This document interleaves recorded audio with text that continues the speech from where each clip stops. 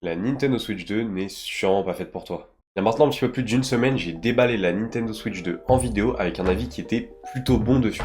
Mais au final, est-ce qu'après plus d'une semaine d'utilisation très intensive, je garde le même avis? Donc pour le savoir, aujourd'hui, je vais vous lister les différents points positifs et négatifs que j'ai pu retrouver sur la console en y jouant, avec évidemment un petit peu de nuance à chaque point parce que c'est important d'en apporter. Et après vous en reparler de tout ça, on verra clairement pour qui cette console est faite. Donc je vais pas plus vous faire patienter, c'est parti pour mon avis. Pour commencer, on va parler des différents points positifs de la console parce que malgré son prix, il y en a plusieurs. À commencer par le premier point positif, sa puissance. Clairement, sa puissance, on en parle beaucoup sur les réseaux sociaux parce que beaucoup de gens la comparent à la PS5, les PS5 Pro, les Xbox ou encore des PC. Mais il faut comprendre que cette console, par rapport à ses jeux, elle suffit largement. Clairement, avec tous les tests que j'ai pu faire, notamment sur du Zelda, sur du Fortnite, sur du Mario, clairement, pour les jeux qu'elle fait tourner, la puissance, elle est nickel. Notamment sur Fortnite, où les graphismes, ils sont clairement super cool, avec une fluidité sans aucun ralentissement. Pareil, au niveau de Zelda, j'y ai beaucoup joué, d'ailleurs, n'hésite pas à venir nous rejoindre en live sur Twitch. On est en train actuellement de refaire Zelda Breath of the Wild sur Nintendo Switch 2. Mais clairement, la fluidité, la distance d'affichage, les temps de chargement, tout est nickel. Pareil sur Mario Kart World, même avec tous les effets, les bombes, tout qui explose à 24 joueurs, il n'y a aucun ralentissement, la console là-dessus, elle tient parfaitement. Faut également comprendre que c'est une console qui est difficilement comparable à une PS5 ou un PC parce que ça reste une console qui est portable. Et clairement, au niveau des consoles portables, il y en a aucune qui a cette puissance-là à ce prix-là. Parce que les personnes qui la comparent au Steam Deck, en fait, ils oublient qu'un Steam Deck pour cette puissance-là, ça coûte bien plus cher. Donc clairement, l'amélioration des performances, c'est un gros plus sur cette console. On voit que maintenant, les éditeurs, ils vont pouvoir se faire plaisir au niveau de leur jeu. On aura enfin plus des jeux qui sont buggés, notamment comme les Pokémon, ou des jeux avec des gros ralentissements, ou des framerates qui sont assez bas, comme les différents Zelda qui sont sortis. Le deuxième point qu'on va aborder,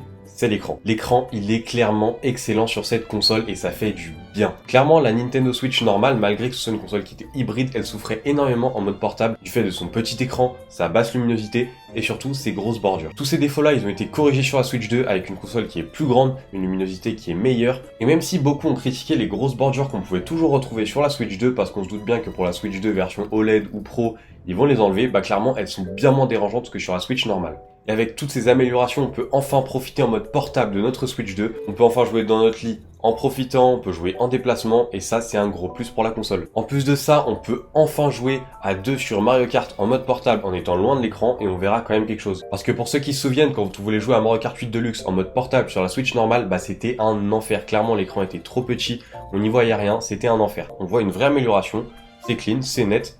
Et c'est jouable. Donc clairement l'écran ils ont fait un bel effort, même si pour moi le seul petit défaut qu'on peut avoir c'est que il y a un gros reflet et surtout quand il y a une grosse luminosité autour de nous, on voit que l'écran manque encore un petit peu de luminosité, mais clairement c'est un détail. Et pour finir, comme point positif, je mettrais clairement l'ergonomie globale de la console. On n'a pas une console qui est compliquée à utiliser, les Joy-Con aimantés ils font largement leur taf et surtout ils sont extrêmement agréables à utiliser. On remarque clairement une console qui est assez simple d'utilisation, une console qui a des jeux qui sont clean, qui tournent bien. Entre l'ajout d'un micro sur la console, un port USB qui a été rajouté, les Joy-Con aimantés, le support à l'arrière qui tient très bien, on voit clairement que l'ergonomie globale de la console, il a été extrêmement bien travaillé du côté de chez Nintendo. Et même si cette console, elle révolutionne pas, elle a clairement une belle évolution et ça fait du bien. Maintenant, on va parler un petit peu des points qui vont fâcher, parce que oui, cette console, elle a des défauts. Et le premier défaut, je pense que de toute façon, vous n'êtes pas passé à côté, c'est la batterie. La batterie sur cette console, on peut être honnête, elle est mauvaise. J'ai pas d'autres mots pour définir la batterie parce que clairement en fait elle ne tient pas la route. Après la nuance que j'aimerais apporter c'est est-ce qu'on peut leur en vouloir quand on veut une console qui soit légère,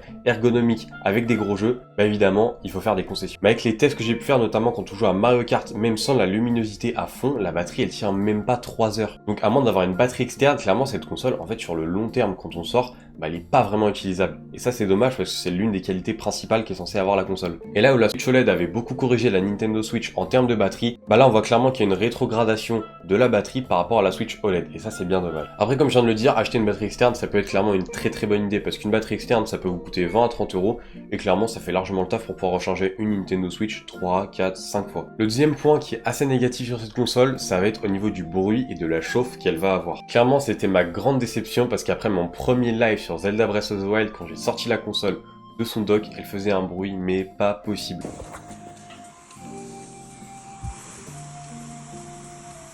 Donc c'est assez dommage qu'au niveau de l'optimisation de la chaleur, elle était un peu mauvaise, et on comprend d'ailleurs pourquoi ils ont décidé de rajouter un ventilateur au niveau du dock, parce que sinon, la console elle serait beaucoup trop chaude. Après, encore une fois, est-ce qu'on peut vraiment leur en vouloir quand ils essaient de mettre beaucoup de puissance dans une petite console, qu'elle chauffe beaucoup?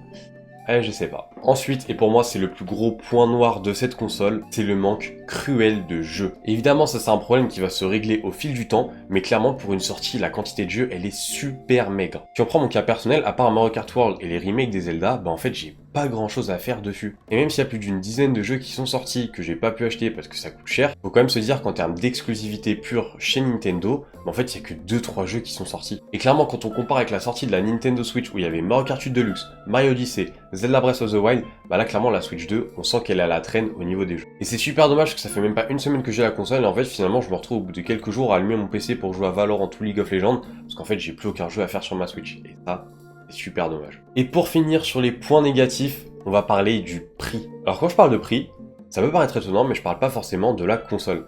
La console certes elle coûte 440 € seule, c'est un prix qui est élevé, mais c'est un prix qui est justifié. Parce qu'on a eu des leaks au niveau du coût de production de la console, et la console elle coûte plus de 340 € à produire. Donc quand on prend en compte les taxes, les impôts, la publicité, bah clairement la console elle est pas si chère que ça par rapport à son coût de production. Certes c'est pas un prix qui est habituel chez Nintendo qui a plus l'habitude de faire des consoles qui sont assez abordables, mais clairement le prix même s'il est cher, il reste justifié. Moi ce qui me pose problème au niveau des prix, c'est le prix des jeux et des accessoires qu'on va retrouver à côté. 90 € pour un Mario Kart pour y avoir joué plusieurs heures, je peux vous le dire, le prix il est pas justifié. Certes le jeu reste excellent, le monde ouvert il est plutôt bon, les grands prix sont plutôt cool, mais on a toujours que 8. Donc 90 €, ça reste quand même beaucoup trop élevé. Et pour moi, un Zelda Tears of the Kingdom qui aurait été sorti à 80 €, ça aurait été bien plus justifié que là, la sortie d'un Mario Kart World à 90 € en physique. En plus, cette idée de changer le prix du physique et du numérique qui vient tuer le marché du physique, je le trouve clairement dégueulasse de la part de Nintendo, nous a toujours habitués à garder les mêmes prix et surtout à garder un marché dans le physique. Donc clairement, déjà que les jeux ils sont beaucoup trop chers, à côté tous les accessoires ils sont à un prix qui sont bien trop élevés. Entre la caméra qui coûte super cher alors qu'elle filme en 360p que la qualité elle est immonde, à la manette Pro qui augmente de prix par rapport à l'ancienne pour une quantité d'ajout qui est super minime, les différentes housses de transport, un Joy-Con qui coûte plus de 60 €, clairement les prix ils sont beaucoup trop abusés à côté de la console. Et ça c'est dommage que clairement Nintendo ils nous avait habitué à un écosystème qui était pas très cher, entre des jeux qui étaient à un prix qui était bien plus raisonnable que la concurrence, des manettes qui étaient bien plus raisonnables que la concurrence, et tous les accessoires qui allaient à côté qui étaient bien moins chers au global. Et donc pour moi cette console, il n'y a que deux cas de figure où elle peut être intéressante à être achetée. Le premier cas de figure, c'est si vous n'avez pas de console Nintendo Switch et que vous comptez en acheter une. Clairement à ce moment-là, il ne faut pas passer par la Switch 1 ou par la Switch OLED, passer directement à la Switch 2. Parce que la Switch 2, pour environ 120 € de plus, elle a quand même de nombreux ajouts qui sont super cool, et surtout pour l'écosystème global, c'est mieux de partir directement sur la nouvelle gen. Et le deuxième cas où ça peut être assez intéressant d'acheter la Switch 2, c'est celui dans lequel je me trouvais, c'est quand même si vous avez déjà une Nintendo Switch normale, vous êtes assez fan des différentes licences Nintendo qu'on peut retrouver, et que clairement vous savez que les différentes exclus qui vont sortir, vous allez les acheter. Mais si vous avez déjà une Nintendo Switch normale et que vous n'êtes pas un grand fan de Nintendo, aucun intérêt à la Switch 2. Parce que clairement, les exclusivités actuelles, elles sont carrément minimes par rapport à la Switch normale, donc franchement, elle vaut pas le détour. Et si à côté de ça, vous n'avez pas de console Nintendo, mais que les licences Nintendo, elles vous intéressent pas spécialement,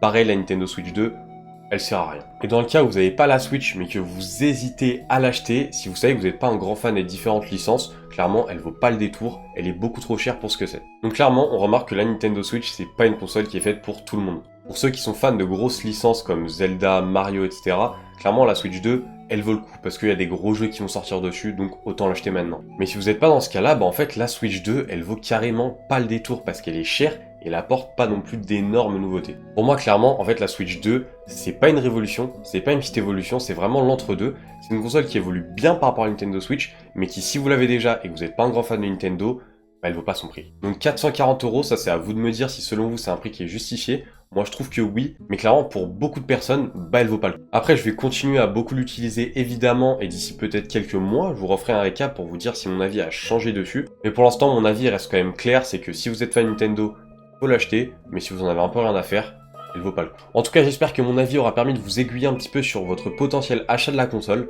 Si vous voulez ajouter différents points que j'ai oublié de lister, n'hésitez pas à me le dire dans les commentaires ou si simplement vous avez une question par rapport à la console. Si vous voulez continuer à vous faire un avis, n'hésitez pas à nous rejoindre sur Twitch où on fait du Zelda, du Mario, on fait tous les différents jeux qu'il y a sur la Switch 2. Au moins si vous venez, vous pourrez voir du vrai gameplay de la console et surtout vous pourrez me poser des questions dans le chat, j'y répondrai avec grand plaisir. Sur ce, c'est la fin de cette vidéo, portez-vous bien et surtout n'hésitez pas à nous rejoindre sur Twitch. Allez, bisous la team!